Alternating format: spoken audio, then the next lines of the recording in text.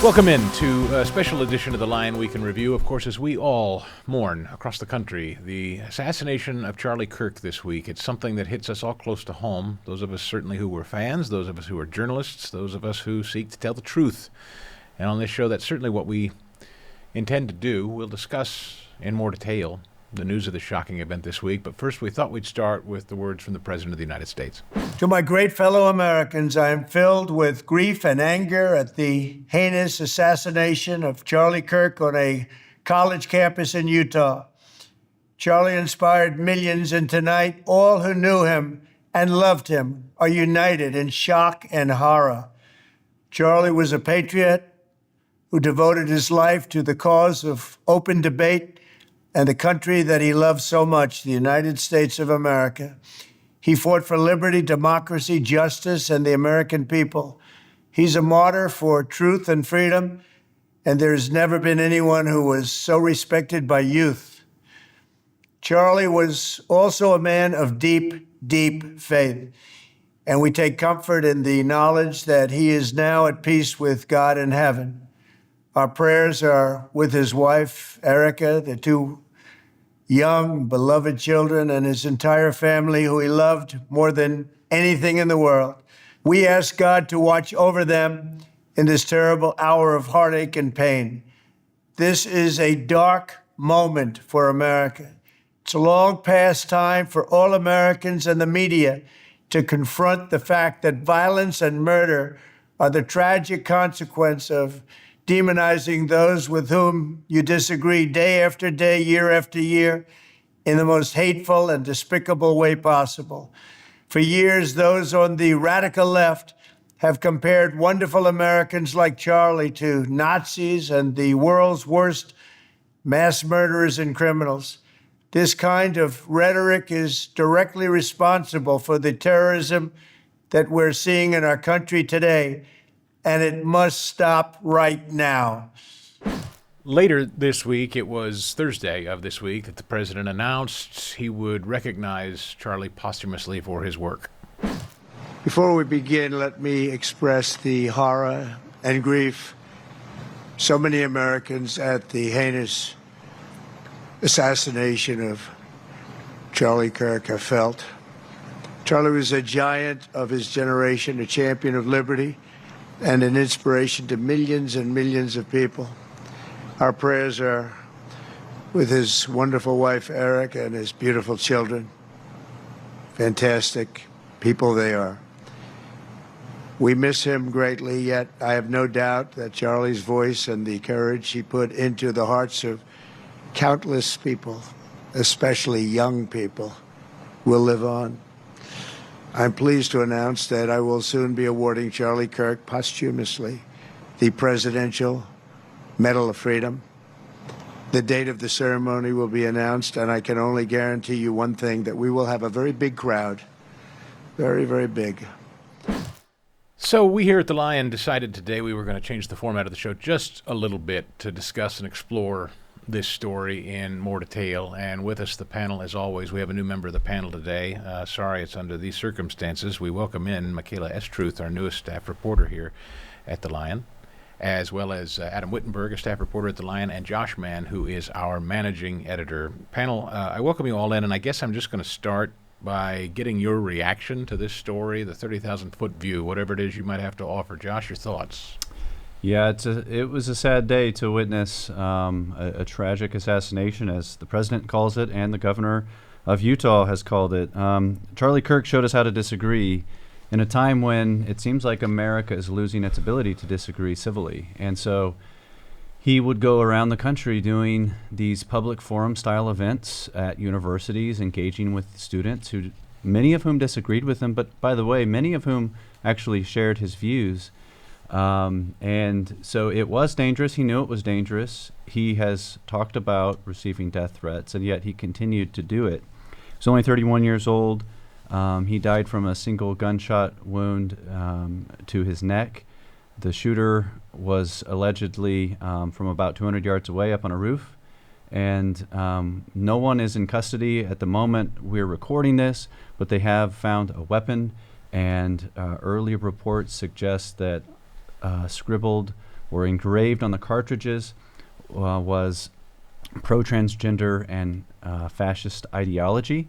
And so we don't want to speculate yet on some of the motivations, but certainly these are things that Charlie Kirk was speaking on freely and openly. And so, as a champion of free speech, it's sad to see his demise come at such a time and place, and our hearts certainly go out to his family.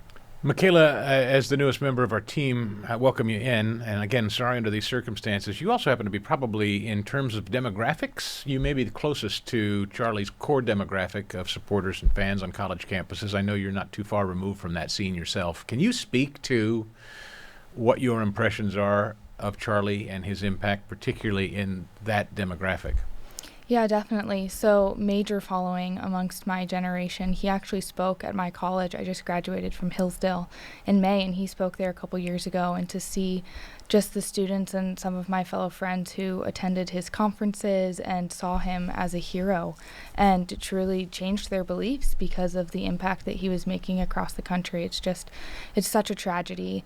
And, but also just shows, I would especially say, his faith in the Lord, and I'm just so thankful for that, and saw that increase throughout his marriage to his wife Erica. And I know that that was an increasing inspiration to my generation as well, just to dive into their faith and to be public as they speak about their beliefs, and their beliefs both in religion and politics, as Charlie proved.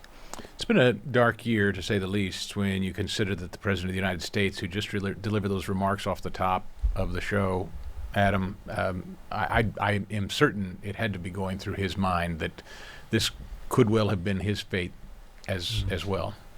Yeah, definitely there's a connection, and I admire Trump for calling out what is the root of a lot of this actual violence perpetrated against conservatives, against someone like Trump, who loves this country. Charlie Kirk loves the country, loves the Lord Jesus Christ, and is so bold about it.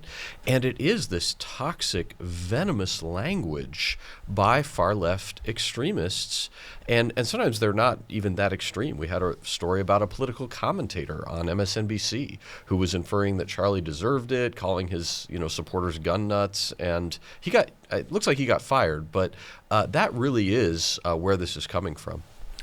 It's a discussion that is happening a lot this week, Josh, as we talk about speech and our reaction to these sorts of things. I've heard a lot of people talk about, well, can somebody speak on a quad in an open space in a college campus anymore? Do we have to start thinking about not doing these sorts of things anymore? The national reaction to this, particularly for conservatives speaking in venues like this, how do you proceed? I think you have to keep speaking, and I think people will. I think, the beliefs that Charlie held are held by millions of Americans, particularly his religious views, certainly also his political views. And so the answer is to keep speaking freely, to keep holding events, and not to let, this is what terrorism attempts to do, is actually scare the public into thinking that everyone's at risk for similar kinds of things. I was struck by the number of people I'm associated with who shared some kind of tribute to Charlie Kirk. A lot of people in my life who aren't political, who never share anything about these kinds of things. They didn't share anything when we recently reported on school shootings, for example, just as tragic. But there's something about this that I think has gripped people in a different way. A family friend's son, who is a late high schooler and does not share his family's Christian views, told his parents that he was actually kind of a secret fan of Charlie Kirk. He'd been watching his videos, and he was beginning to be influenced by him, and he was shaken. A Bible teacher I heard from said he was surprised by the number of 8th grade boys and up who came to him yesterday afternoon. We're recording a day after the assassination, who said, "Hey, did you hear? Did you hear? Did you hear?" And the Bible teacher was just struck, had no idea the influence. And so I think, though, the answer is to really continue to champion the views that Charlie held. And Michaela, to that point, young people, I have a son, 20 and 19 years of age. They are big fans of Charlie's, as I know many millions of people in that age are. The reaction, what would be the reaction to this, do you think, long term? Because I know there's concern that some people think young people may fall away in despair, while others say maybe this could lead to more violence. Do you have an interpretation where you think people in your demographic may head now in a post-Charlie era? Well, I hope and pray that it's just a resurgence and that that continues to inspire young people to be bold in their faith, to be bold in their political views. As Josh said, when I was just talking last night with friends or on social media, the amount of tributes of people who just hardly ever post anything political was numerable. There were so many. And so I just hope that those people continue to, instead of grieve, we don't grieve without hope, that they know that we're grieving as people who have hope, and that they continue to express their views and remember Charlie Kirk and also follow in his footsteps. And Adam, you mentioned it. I knew Charlie just a bit, not a lot, little bit, colleague of mine, and the thing that I have seen in videos and heard him say before, I know what he wishes to be remembered as first is a child of God. He is a Christian first, and his testimony was always first and foremost. I would say simply, and I don't know whether you agree with this or not, that I think is what he would most want and wish that people who support him, are fans of his, would continue and carry on that tradition, that light. Absolutely. I was moved today when I was looking on my X feed, and there was some, alpha male, macho crypto guy, and he put something on there, and he's like, I've never been religious or anything, but I'm seeing evil's real, and I'm starting to move toward Christ.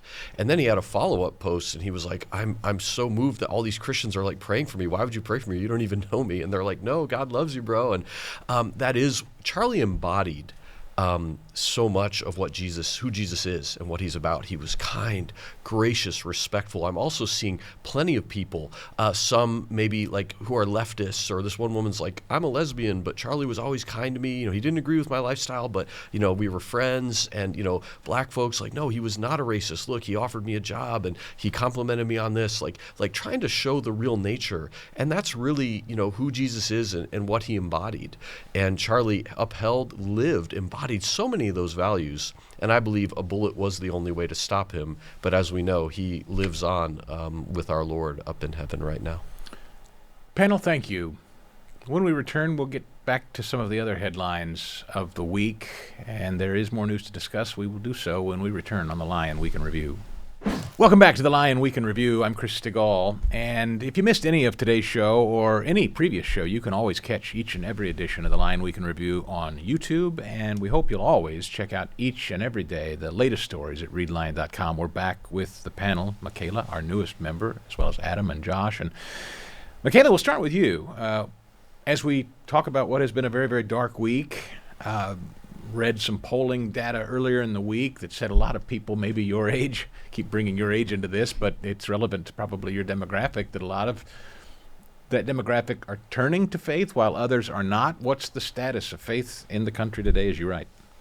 Yeah, so it was really interesting that Pew Research released a poll just last week saying that religion is at its lowest point, that it's at an all-time decline. But this study was from 2010 to 2020. And so recent, as many people have heard, recent reports have been that there's a resurgence amongst Gen Z and millennials especially, and that decline is kind of starting to plateau and maybe even peak back up. And a lot of people actually credit Charlie Kirk and others like him, Jordan Peterson, and they obviously, both those men and others, have great following amongst my generation. So it was fascinating to dig into the study, to discover how accurate it was, and definitely because it was from 2010 to 2020, it's really interesting to just examine what might have come out of COVID, especially in 2020, and amongst my generation's kind of spurring people to seek community, to have a resurgence in their faith. And I can definitely attest to that just in my own observances, both an intense following and trusting and a resurgence in their faith, but also I'm kind of wondering what is the demographic going to continue as, because as a young woman, I can both say I see this and also don't know that it's going to continue that way, especially among the young men, because right now I'm just in the demographic of Gen Z, and there's seems to be a lot more young women than young men, and so I want to continue to dig into those studies and see where those men are and if they really are continuing to come out. Yeah, you're an invaluable voice to the Lion, and we're glad to have you and that perspective. Adam, she brings up a point that I think we've yet to really fully understand. That generation has gone through some real darkness, and this week also the 24th anniversary of 9/11, which was foundational for a lot of look, I was 23 personally. That was kind of my just getting started as a professional on the air. And that had a profound effect on me and the way I viewed the world forever. I can only imagine what, as Michaela said, COVID and now this event this week, what this might have on her generation. Yeah, definitely. There's been a lot going on. I think one of my reactions is that COVID, in a way, has backfired because it isolated people, shut down schools, institutions. You couldn't even go out to bars or restaurants and things. And that's left people hungry for community. I think it also, kind of like the Charlie Kirk thing in a way, it wakes people up a little bit about what is our purpose or what's the point of life or what are we really going for? People are hungry for meaning. And one of my convictions as a Christian is that, humanity hasn't changed. Our nature hasn't changed. The nature of life hasn't changed. God certainly hasn't changed and never will. And sometimes it's these shakings in society that provide that open door or that point of connection or context or a shift, a cultural shift. And so I want to believe, and I'm encouraged to see some people or more people waking up, that maybe we need some of these foundations, and I'm praying for a greater return to them. Josh, to the story that Michaela wrote about religious decline or not, this was something Charlie was deeply invested in personally as well, and I had the privilege of heading to Georgia earlier this year at one of his Turning Point faith events. I was on a panel there, and I bring it up because that event was almost exclusively for heads of churches. Charlie, beyond politics, knew that if you didn't speak directly to heads of churches and bolster them and encourage them to speak the Word of God and stand on the truth of the Word of God, you really didn't have much at all. So it would be a mistake to not include that Charlie was just as focused on strengthening churches as he was the country. Yeah, he was very strategic. I mean, he was so influential politically, but also with his faith, but not just giving his own testimony, but understanding, like you say, that to really make a big impact, you have to influence leaders, and he was able to successfully do that. Certainly, anecdotally, I've seen interest from young people in Christianity, but also this kind of new atheism it's not new now, but this, from the 2000s to 2010s roughly, there were a number of new atheists, they were called. They were really rehashing old arguments. All of that, when I was had graduated high school, in college, and early in my life, adult life, this was the rage. People were like, well, science kind of disproves God. And that kind of popular idea seems to be falling on deaf ears. And I think COVID had a little bit to play in that. People are questioning what they've been told. And it's led to an openness, which I hope people will explore and find in the Christian faith, the truth that we certainly believe they'll find. And I would just say that if you are someone who attends worship regularly, what your spiritual leader, what that individual says from the pulpit this weekend is going to tell you a lot about the kind of church you're in my view. That's one man's opinion. Adam, I turn to you. If it's true that this shooting was yet again tied to the transgender issue, we have now seen at least a couple of high-profile Christian schools, a mass targeted by transgender individuals. This story that you've written about a Vermont Christian school, they're battling this. This may well be a catalyst, one of those stories of our time, one of those kind of seminal moments of our time, this particular issue. Yeah, it's very divisive, very incendiary. What happened in Vermont is Vermont Christian Academy refused to play a playoff basketball game, their girls' basketball team, against a team that had a 6-foot-tall transgender player. They didn't want to get injured. They said, we're going to forfeit. This was the playoffs. And they were so mistreated by the Vermont State Athletic Association, they were banned. They actually banned everything from the school. Like, kids couldn't even do spelling bees. They banned all the sports teams, all state activities. I think after about 1 year, they were able to get back into spelling bees and non-athletic competitions. But they had their day in court, And the appeals court ruled in favor of the school. This is 2 years in, by the way, 2 years of lost competitions. And they said they were unfairly singled out. It was very biased, the decision-making, and they were singled out because of their Christian faith. And so it's good to see the court offering some relief and righting this very wrong that was done to them. I heard a commentator this week, and I don't want to steal his thought on this because I thought it was a rather good one, a Texas A&M student who was protesting being taught transgenderism through I believe a child literature course, Josh, and she protested, but she had recorded all of this conversation between she and her professor as well as the university president on her phone. He opined that maybe teachers' unions are embracing the idea of a ban on phones in the classroom, not for altruistic reasons, but simply because these have become bugging devices in this war, this culture war that a lot of people inside classrooms and college lecture halls are pushing. It's sad to think that teachers are afraid of what might be recorded in a classroom. That's the first red flag. We've certainly also seen a lot of teachers, for the better reasons, are pretty thankful for cell phone bans. I've heard from a number of teachers who say it's so much better when kids aren't on their phones doing that kind of thing. But certainly it's alarming to think that things are happening behind closed doors, or at least that parents can't see into, that teachers want to keep from parents. Michaela, I will bring you in on that because what you've also written at readline.com on the abortion pill being under review. These are two issues when you talk about women, particularly young women, again in your demographic. Sorry to keep doing this to you, but it's important. This demographic, your demographic, and young women, and this issue obviously of abortion, a big one. The transgenderism thing I still don't have a handle on, whether women of a younger demographic embrace it or resist it. Do you have a read on either? I'd love to hear your thoughts on both.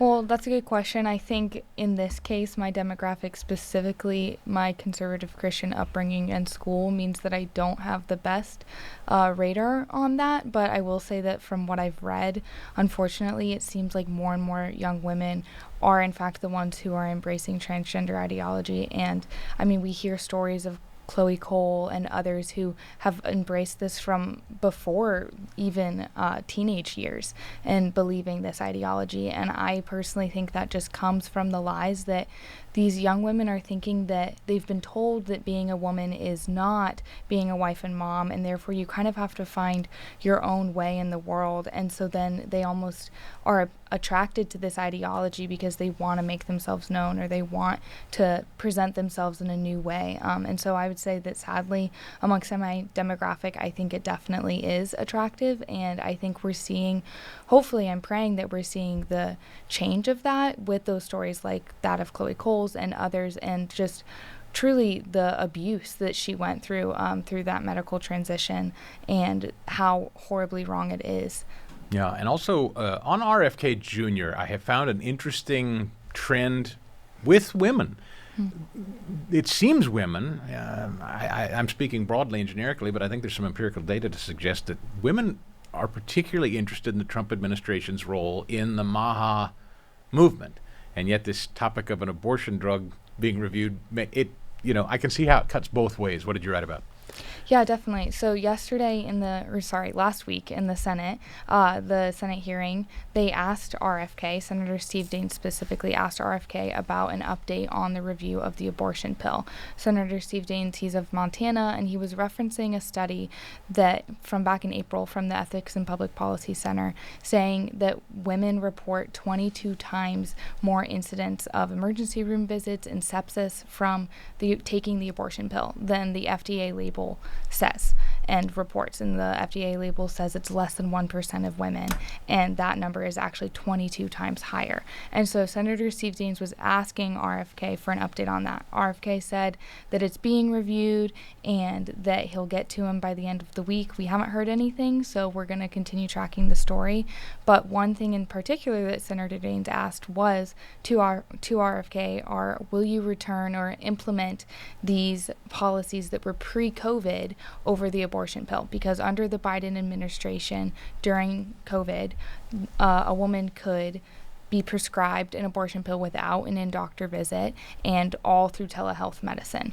And so the rise of abortion pills has just significantly increased over the past 5 years. But then you also hear horrible stories of people accessing these pills who are not the pregnant woman or expecting a child, and then giving them to women because they don't want the child around. And it's just heart-wrenching. And so RFK, again, he just kind of dodged the question and said that he'll get an answer by the end of the week, and we haven't heard anything. But I think it's really important that our senators and just everyone is pushing back and knowing about this story and keeping him just accountable to that, because like you said, a lot of women are attracted to what RFK is doing in the MAHA movement, and this is an important aspect that we should emphasize. And I'll just throw in there, Josh, and I know you cover this to some degree at readline.com. Weren't necessarily here to cover this today, but the childhood vaccine schedule is under real scrutiny this week too. And again, I think women, mothers of children,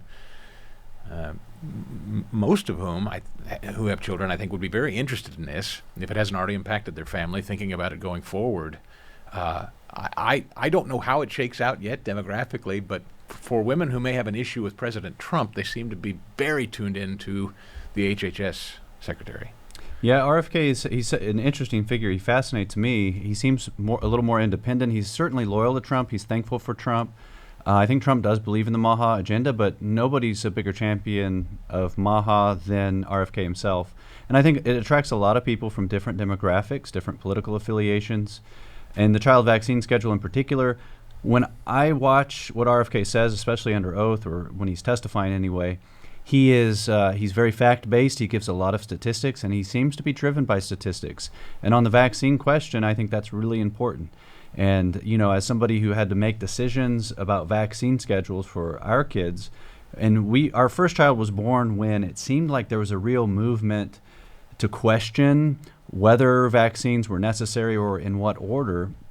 And actually, it seems really reasonable to at least look afresh at the data, give parents options, let them know what their choices are, let them know what the facts are, and let Americans make a decision for themselves on what's best. And then this issue of school choice, it's interesting because whether you're talking about the National Guard being deployed to different cities or the MAHA movement, you have a lot of blue states, blue governors, blue legislatures, blue cities, council, and mayors. Federalism seems to be all the rage, which I suppose for those of us who are constitutionalists, that's an exciting development if blue states want to start having and asserting their own rights. But nevertheless, school choice, people are making decisions where to live based on this. Adam, and blue state governors are talking about it. Yeah, well, this is a real test because under Trump's budget bill, there's now the availability of a federal school choice program, but individual states have to opt in. And so what we're seeing is this could help a lot of students.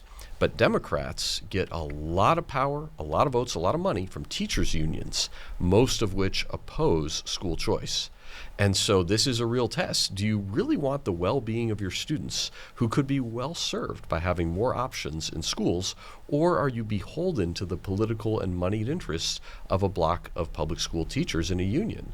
And that's kind of what the article breaks down. Looking forward to reading it. And all of these stories, I remind you, you can find at readline.com. Panel, thank you. It has been a trying week for the country. It's the anniversary of a trying week 24 years ago and weeks thereafter. The country's been through a lot of trying times over these 250 years. And next year, as we commemorate 250 years of this country, we continue to honor that all year long in a celebration we call Faith and Freedom 250. That's next when the Lion Week in Review returns.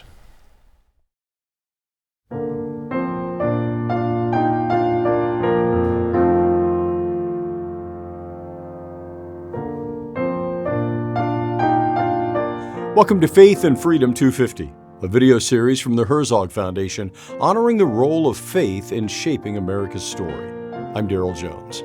Today we take a closer look at how churches and religious institutions laid the foundation for schools, hospitals, and charities across this nation long before government stepped in. Let's begin.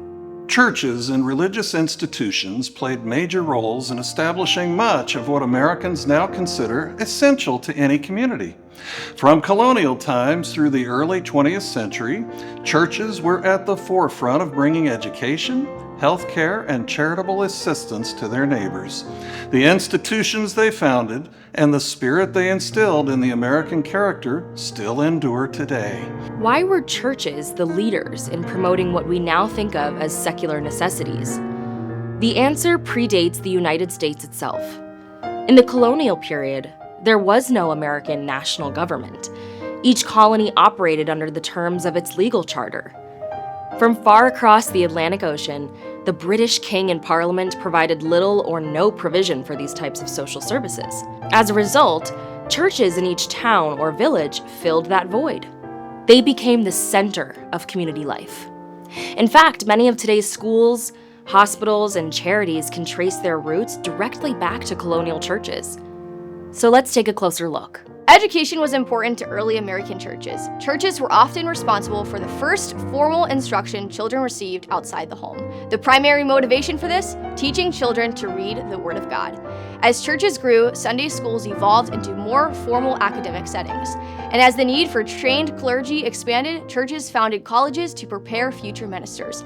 Some of the earliest and most prestigious American institutions, Harvard, William and Mary, Yale, Princeton, Columbia, Brown, Rutgers, and Dartmouth, were all founded by churches for this purpose. In the generation following the establishment of the nation, Elizabeth Ann Seton, one of the first Americans canonized by the Roman Catholic Church, founded the Sisters of Charity of St. Joseph, as well as the first free Catholic school in the United States. Her efforts launched a lasting legacy of Catholic education in America. As Americans expanded westward in the 19th century, Methodist ministers on the frontier founded schools across the growing country.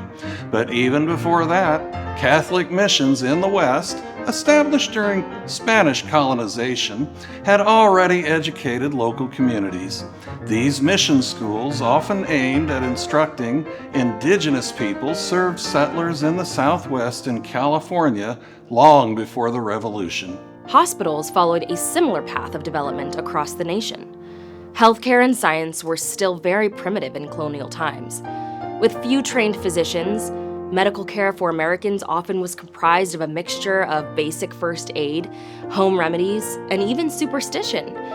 As advancements in medicine occurred, church members found purpose in caring for the sick, injured, and disabled members of their own communities. Rooted in biblical teachings and inspired by a Christian duty of care or corporal works of mercy as the Roman Catholics taught, churches led the way in caring for those in need, initially helping the sick and suffering in their homes or church facilities.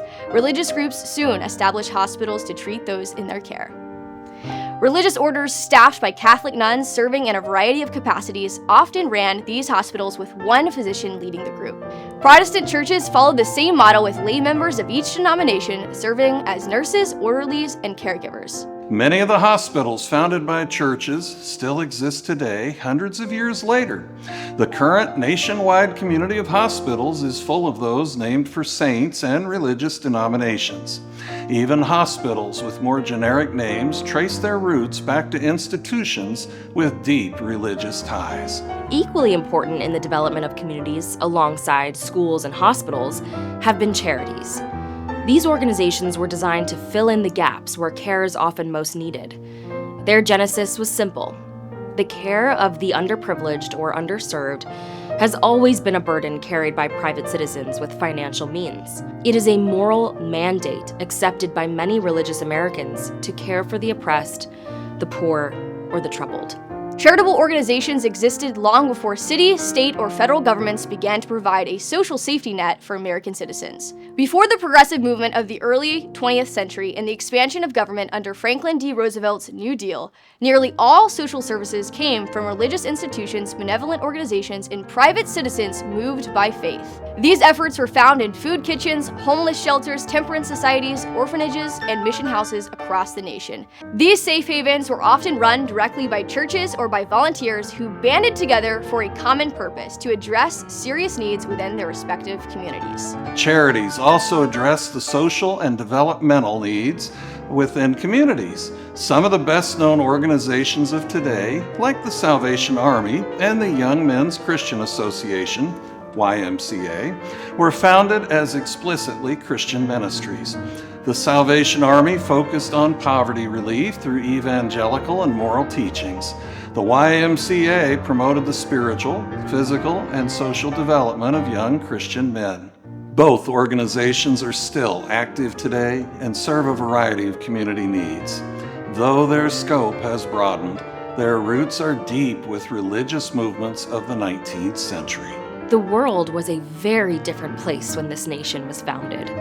Communities had little reason or ability to rely on government to provide for social needs.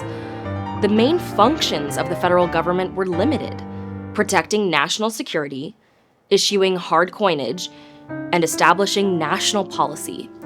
State governments operated within their own restricted spheres of policymaking and action. That left communities, and the churches at their center, to care for their less fortunate neighbors and friends. The reward for such care and compassion was not temporal, but eternal. Because of this, the United States owes a great debt to the religious communities and faithful individuals who stepped forward and led the way in building this nation's first schools, hospitals, and charities. From the very beginning, churches and people of faith built the first schools, hospitals, and charities in America, not because they had to, but because they believed it was right. Their legacy lives on in the institutions and values that still shape this country. Thanks for joining us for the Faith and Freedom 250. I'm Darrell Jones with the Herzog Foundation. See you next time.